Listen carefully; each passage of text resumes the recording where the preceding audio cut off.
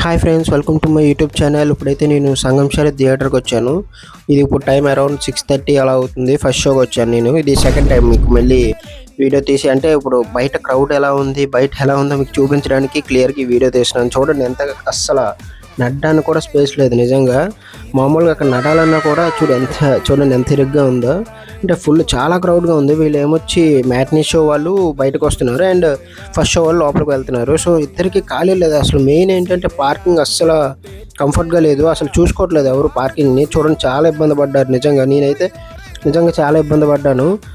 అంటే ఇటు అటు తిరగలేక మొత్తం అక్కడ స్ట్రక్ అయిపోయి చూడండి. ఇప్పుడైతే నేను ఎంట్రన్స్కి వచ్చాను. ఎంట్రన్స్ దగ్గర కూడా మొత్తం రష్గా ఉంది.